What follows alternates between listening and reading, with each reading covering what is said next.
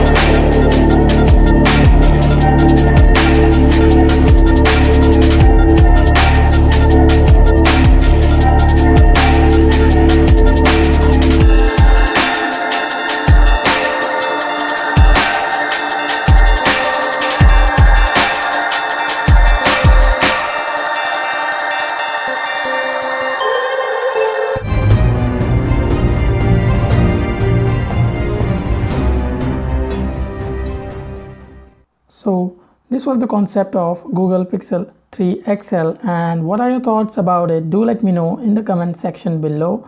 If you like this video, do hit the subscribe button because I'll be covering every leak and rumor of the Google Pixel 3 which is going to be released in the October.